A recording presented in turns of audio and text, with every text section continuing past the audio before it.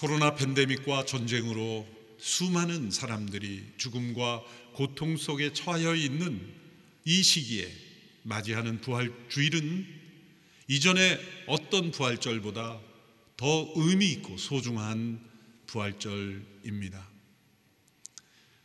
이 고통 속에 있는 이 세상 속에서 우리는 우리의 인생이 얼마나 깨어지기 쉽고 얼마나 연약하고 얼마나 짧은 인생이며 얼마나 불확실한 인생인가를 깊이 깨닫습니다. 이러한 시대 속에 우리 안에 일어나는 모든 절망과 두려움, 불안, 이 불확실성을 이기는 유일한 길은 예수 그리스도의 부활을 믿는 것입니다.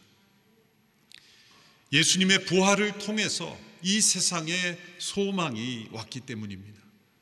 예수님의 부활을 통해 우리에게도 소망이 왔기 때문입니다. 영어권에서 가장 영향력 있는 목회자를 뽑으라고 한다면 목적이 이끄는 삶의 저자인 미국 세들백 교회의 릭 워렌 목사님일 겁니다. 릭 워렌 목사님은 아들이 오랜 우울증과 정신질환으로 27살에 스스로 목숨을 끊는 끔찍한 고난을 겪게 되었습니다. 그 비극을 겪은 지 1년 후에 릭 워렌 목사님은 사람들에게 이런 말을 남겼습니다. 저는 그동안 아들의 죽음이라는 엄청난 고통을 어떻게 이겨냈냐는 질문을 많이 받았습니다. 그때마다 저는 답은 부활절입니다 라고 대답했습니다. 예수님의 죽음과 장례, 부활은 사흘 사이에 일어났습니다. 금요일은 고통의 날이었습니다. 토요일은 의심과 혼란 그리고 비통의 날이었습니다. 그리고 부활절일은 소망과 기쁨 그리고 승리의 날이었습니다. 여러분은 제가 풀어야 했던 이 세 가지 질문, 이 사흘에 걸쳐서 저에게 던져진 이 세 가지 질문을 동일하게 경험할 것입니다. 첫 번째 질문은 고통의 날에 우리는 무엇을 해야 하는가?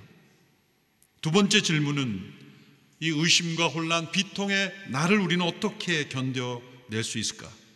세 번째 질문은 어떻게 기쁨과 승리의 날에 이를 것인가? 라는 질문입니다. 이에 대한 저의 대답은 바로 부활절입니다. 답은 바로 예수 그리스도의 부활에 있습니다. 예수님께서 죽은 자 가운데서 부활하심으로 세상과 우리에게 소망이 임했기 때문입니다. 사도 베드로는 그 소망을 살아있는 소망이라고 표현했습니다. 베드로는 예수님의 부활이 없었다면 소망에 대하여 말할 수 없는 사람이었습니다. 예수님의 십자가의 고난과 죽음 앞에 그는 도망하였고 또한 절망했습니다. 그러나 부활하신 주님이 그를 찾아와 주셨고 그에게 소망이 되어 주셨습니다. 베드로만이 아니라 사도시대의 모든 그들의 가르침의 중심에는 죽은 자 가운데서 다시 살아나신 예수님의 부활이 있었습니다. 그분의 부활이 세상의 소망이 되었다는 것입니다. 오늘 본문 1장 3절의 말씀을 함께 읽어보겠습니다. 시작. 우리 주 예수 그리스도의 아버지 하나님을 찬양합니다. 하나님께서는 그분의 풍성하신 긍휼을 따라 우리를 거듭나게 하시고 예수 그리스도를 죽은 사람들로부터 살리시어 산 소망을 얻게 하심으로. 3절에 나타난 이 베드로의 신앙 고백은 초대교회 성도들의 공통적인 신앙 고백이었습니다. 그들은 예수 그리스도의 부활로 삶의 소망을 얻었고 어떠한 형편에서도 기뻐할 수 있었습니다. 살아있는 소망이라고 표현한 것은 맹목적인 소망이 아니라는 뜻입니다. 맹목적인 소망이란 미래에 막연하게 좋은 일이 일어날 것을 기대하는 것입니다. 그러나 살아있는 소망이란 과거의 분명한 사실에 기초합니다. 그리고 미래에 확실히 일어날 것에 근거합니다. 그리고 현재의 그것을 누리는 것입니다. 우리의 소망은 과거에 닷을 내리고 있습니다. 예수 그리스도께서 죽음 가운데 다시 살아나셨다는 역사적 사실에 근거하고 있습니다. 우리의 소망은 현재에도 살아 있습니다. 그 부활하신 예수님이 지금도 살아계시기 때문입니다. 우리의 소망은 미래에 완성될 것입니다. 부활하신 예수님께서 다시 오실 것이기 때문입니다. 이것이 살아있는 소망입니다. 사도 베드로는 예수님의 부활로 인하여 우리에게 주어진 살아있는 소망의 증거들을 우리에게 설명하고 있습니다. 첫째는 하늘에 썩지 않는 유업이 예비되어 있다는, 약속되어 있다는 것을 확신하는 것입니다. 오늘 보면 4절 5절의 말씀을 함께 읽어보겠습니다. 시작. 여러분을 위해 하늘에 쌓아둔 썩지 않고 더러워지지 않고 쇠하지 않는 유업을 얻게 하셨습니다. 여러분은 마지막 때 나타내려고 예비하신 구원을 얻기 위해 믿음으로 인해 하나님의 능력으로 보호하심을 받고 있습니다. 이 말씀을 처음 받은 성도들의 삶의 형편은 핍박 속에 있었습니다. 우리가 지난주까지 야고보서의 말씀을 살펴본 그 야고보서의 독자들과 베드로전서의 독자층은 서로 같은 시대, 같은 형편에 있었던 그들입니다. 지금도 터키 지역의 갑바도기냐는 지역에 가면 예수님을 믿는 이들이 핍박 속에서 숨어서 예배드렸던 동굴, 그리고 지하 도시들이 아직도 흔적이 남아있죠. 그들은 핍박 속에 있었고 숨어 지내야 할 만큼 죽음의 위협 앞에 있었고, 그래서 가난했고, 그래서 고통스러웠습니다. 바로 그들에게 무슨 소망이 있단 말입니까? 폭탄이 떨어지는 우크라이나 여러 도시 한복판에서 지하에 숨어 있어야 하는, 먹을 것 마실 물도 없는 상황에서 고통 속에 있는 이들에게 과연 소망은 있습니까? 그 소망은 누가 주는 것입니까? 강대국이 주는 것입니까? 그 어떤 나라에서 제공해 줄 수 있는 것입니까? 이런 죽음과 고통의 그늘 아래 있는 이들에게 소망은 어디에 있습니까? 이 세상의 의술로는 도저히 고칠 수 없는 질병 앞에서 신음해 가고 있는 영혼에게 소망은 어디에 있습니까? 사도 베드로는 그러한 고난 속에 있는 성도들에게 하늘을 바라보게 합니다. 땅의 세상이 결코 전부가 아니다.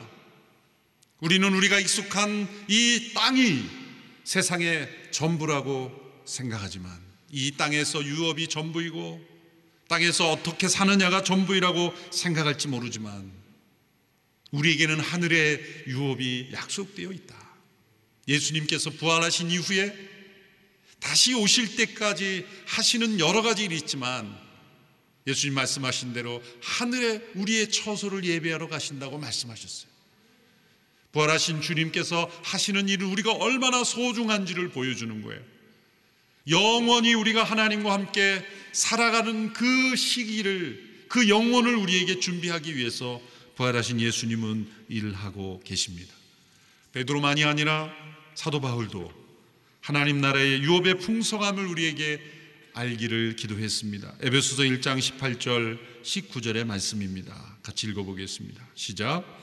그가 여러분의 마음 눈을 밝게 하셔서 하나님의 부르심의 소망이 무엇이며 성도 가운데 있는 하나님의 유업의 영광의 풍성함이 무엇이며 하나님의 힘의 능력의 역사하심을 따라 믿는 우리를 위해 베푸신 하나님의 지극히 크신 권능이 어떠한지 여러분으로 알게 하기를 기도합니다. 하나님의 나라의 그 영원한 유업이 우리에게 약속되어 있다는 것, 그것을 우리가 확신할 때 우리는 살아있는 소망이 분명히 있다는 것이죠. 두 번째는 그리스도께서 나타나실 때 얻을 칭찬과 영광과 존귀를 바라보는 것입니다. 6절과 7절의 말씀 같이 읽겠습니다. 시작. 그러므로 여러분은 이제 온갖 시험을 당해 잠시 근심하게 됐으나 오히려 크게 기뻐합니다. 그것은 여러분이 당하는 믿음의 시련이 불로 단련해도 없어질 금보다 더 귀해 예수 그리스도께서 나타나실 때 칭찬과 영광과 존귀를 얻게 하려는 것입니다. 그들은 엄청난 시험 가운데 있었습니다. 그것은 불로 단련하는 그런 시험과 같이 엄청난 고통의 시험이었습니다. 그런데 그들은 그 시험 속에서 도리어 크게 기뻐했다고 했습니다. 어느 바다 유역에 가보면 이 바다 표면에 흐르는 물의 흐름과 정반대로 해저에서는 정반대로 흐르는 그런 유역이 있다고 합니다. 그것처럼 이 세상에 그 거센 시험의 파도가 밀려올지라도 우리의 마음속 깊은 곳에 물줄기는 기쁨의 물줄기로 흐를 수 있는 은혜가 우리에게 예비되어 있다는 거죠. 왜 그럴까요? 예수 그리스도의 부활 때문입니다.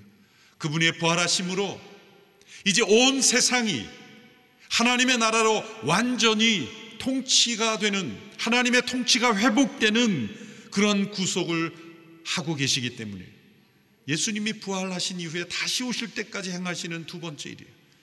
그것은 온 세상을 하나님의 통치로 회복시키는 일입니다. 하나님을 대적했던 사단의 패잔 세력들을 정리하시고 온 세상을 영원한 하나님의 통치가 완전히 임하는 세상으로 회복시키는 일을 하고 계시다는 거죠. 그래서 예수님의 부활은 끝이 아닙니다. 새로운 시작입니다. 새하늘과 새 땅의 시작입니다.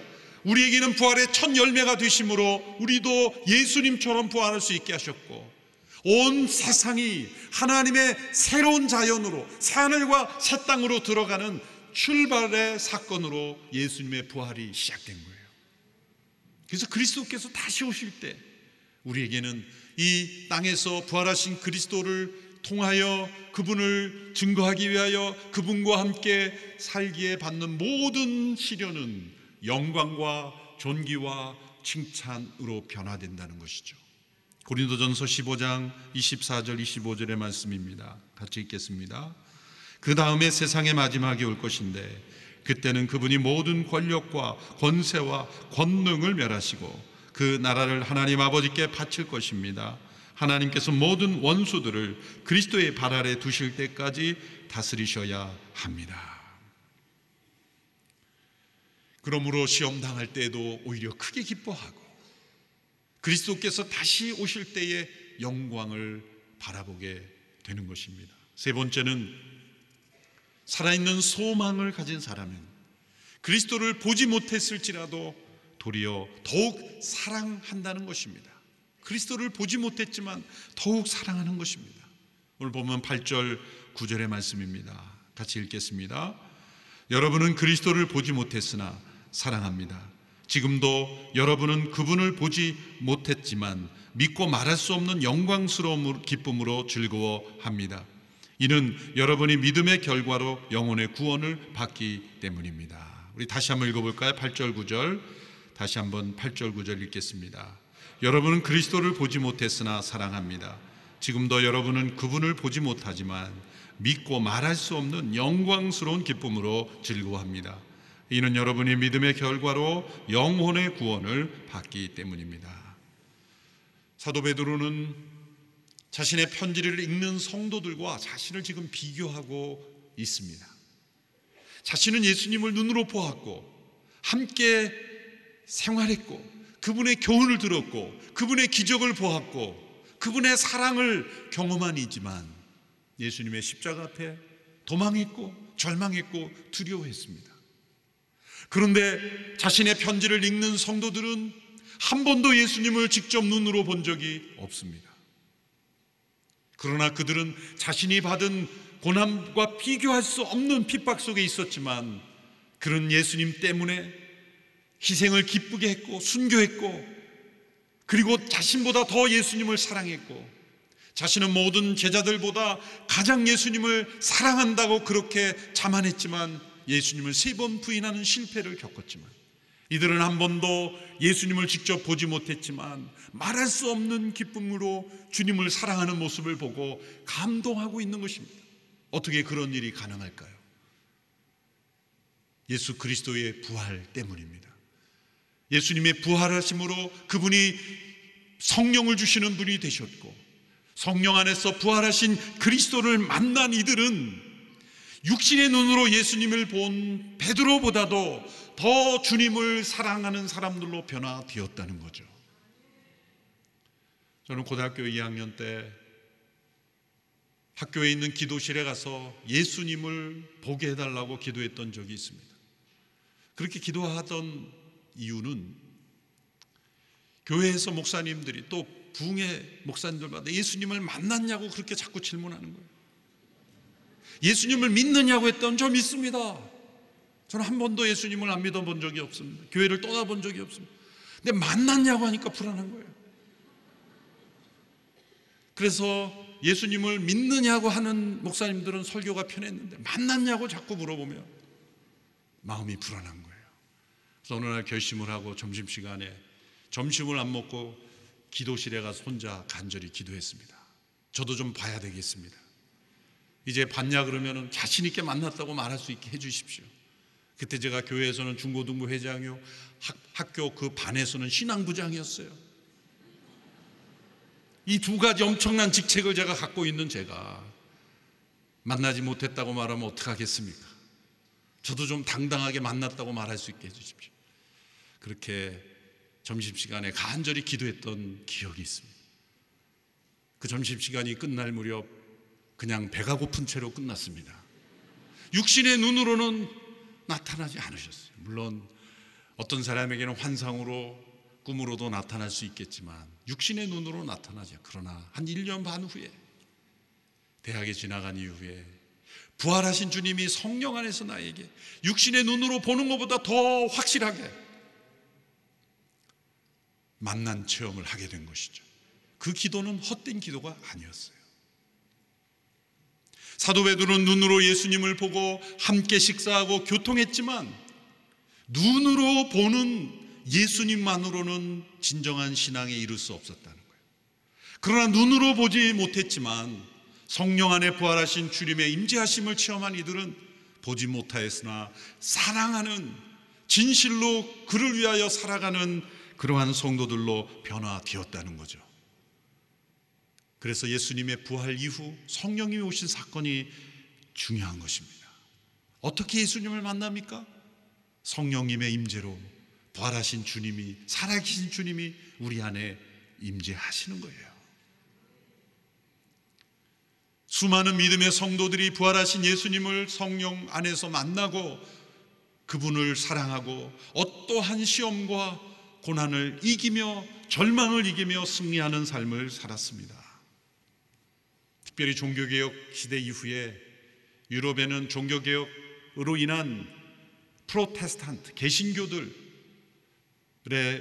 신앙은 이 가톨릭 국가와 지도자들의 엄청난 핍박을 받았죠.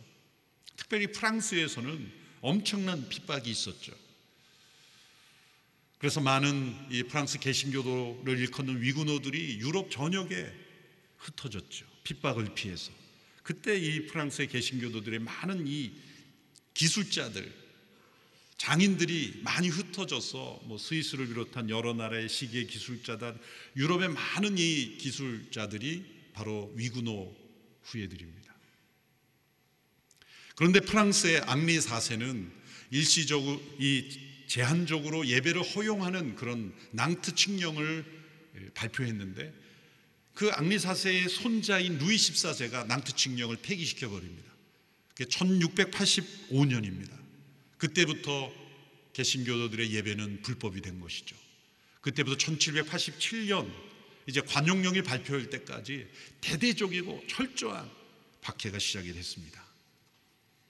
예배를 드리다가 적발이 되면 목회자는 바로 처형되었고 남자들은 이 노예선, 배를 젓는 그 노예가 되는 갤리선에 가서 평생 사슬에 묶여서 앉아서 노만 젓다가 죽을 때까지 노만 젓게 되었어요. 여성들은 감옥에 끌려갔어요. 그래도 그들은 산으로 들로 동굴로 숨어다니며 숲으로 숨어다니며 예배를 드렸습니다. 그 흔적이 프랑스 남부 세벤느 지역 산맥에 가면 이 광야 박물관이라는 곳에 남아있죠. 핍박받는 프랑스 위구노들의 이 순교의 유물과 흔적이 남아있습니다. 그들은 그 상황 속에서도 감사의 기도를 했어요. 그들의 기도문이 이렇게 남아있습니다. 우리 주 하나님, 우리에게 매일 아침을 새롭게 하심으로 인해 감사드립니다. 이것이 편안한 집에서 잠에서 일어나 커피 한 잔 마시며 드리는 기도가 아닙니다. 매일매일 죽음의 위협 앞에서 드리는 기도입니다. 우리를 위험에서 건져주시고 우리의 가족을 지켜주시고 갤리선과 감옥에서 고통받고 있는 우리의 형제들을 지켜주십시오. 그 박물관에는 당시에 있었던 큰 갤리선 모형을 전시해 놓았고 그 옆에 한 노예 그리스도인의 고백이 이렇게 새겨져 있습니다. 나를 메고 있는 이 사슬은 그리스도의 사랑의 사슬이다. 평생 노만 젓는 이 환경 속에 노예로 살아가는 그 사람에게도 그 사슬이 바로 그리스도께 자신을 묶는 사랑의 사슬이라는 이 고백이 도저히 어떻게 가능할 수 있을까요? 부활하신 예수님이 그에게 살아있는 소망이 되었기 때문에, 하늘의 유업이 약속되어 있음을 확신했기 때문입니다. 그리스도께서 다시 오실 때 영광과 칭찬과 존귀함이 있다는 것을 믿었기 때문입니다. 그러므로 그리스도를 보지 못했으나 그렇게 사랑할 수 있었죠. 부활주의를 보내는 오늘 우리는 이 질문 앞에 서야 합니다. 예수님의 부활이 역사 속에 수많은 성도들에게 살아있는 소망이 된 것처럼 오늘 나에게도 살아있는 소망으로 역사하고 있는가? 종교개혁자 마틴 루터는 이렇게 말했습니다. 모든 그리스도인들은 어제 예수님께서 십자가에 못 박힌 것처럼 살아야 하고, 오늘 예수님께서 부활하신 것처럼 살아야 하고, 내일 다시 오실 것처럼 살아야 한다. 이것이 살아있는 소망입니다. 사랑하는 성도 여러분, 오늘 부활주의를 보내며 우리 모두의 마음속 예수님의 부활로 인하여 살아있는 소망이 회복되게 되기를 축원합니다. 기도하겠습니다.